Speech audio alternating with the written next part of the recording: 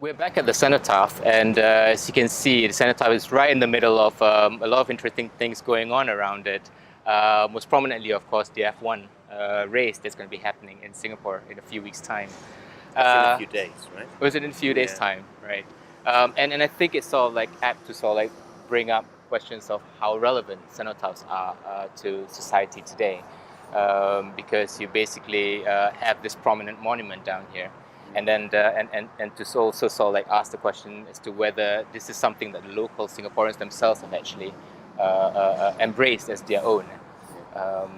Yes, I mean, as you were saying earlier, the sort of focus of commemoration very much shifted to the civilian war memorial once that was built, and that's really where it still is today. Yeah. Does anything happen here now?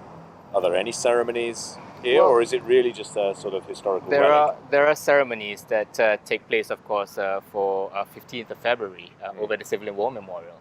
But there are also ceremonies that are still being done by foreign organizations here, such as the British during Remembrance Day in November, and also the Australians and the New Zealanders during Anzac in April.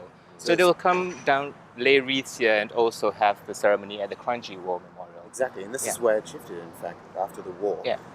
So all the embassies of New Zealand or of Australia, the British as well, they still hold Remembrance Day, but unlike in Hong Kong, where Remembrance Day is still celebrated at the Hong Kong Cenotaph in Statue Square, it has since basically the British military had moved out after the Second World War, been moved to Kranji War Cemetery, which is run by the Commonwealth War Graves Commission, and this provides the setting for this particular. But not really the cenotaph. No, not the cenotaph. But I would have to say that where the cenotaph is concerned, it's not really part of the official commemorative events that takes place in Singapore. Exactly. What's interesting also, this is something that you can observe in Malaysia.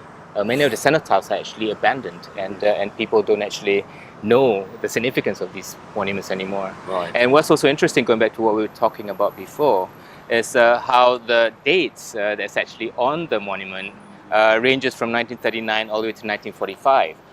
So for some people, they probably see that why do you have that for the cenotaph in Singapore? What's that Because got to do with 1942 was really what happened in terms of the war in Singapore.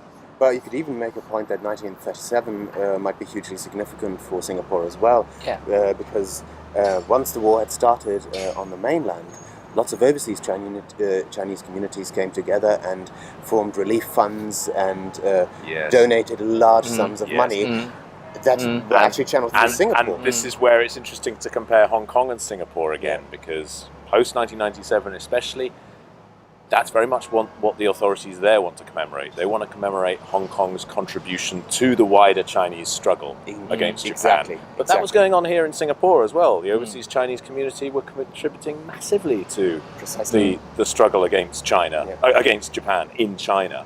That's right. But I get the sense that that's not something that the Singaporean authorities really want to commemorate in the context of commemorating Singapore's war. Yeah. So it really stands to question whether this has to do with early efforts to have a Chinese memorial erected in the late 1940s, because one of the persons championing this particular cause was Tan Kah Kee, a very prominent and influential local community leader, and also one of the leading figures in the South Seas China Relief Fund.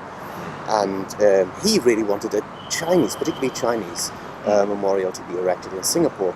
But this proposal got dismissed by the British authorities because they were at this particular point in time thinking about how to redo this cenotaph. Well, of course, it's highly sensitive in the context of post-war Malaya, because of the tensions between the different ethnicities. Exactly. And if the Chinese are bent on commemorating the Chinese struggle, what does that say about their place in this society? That's right.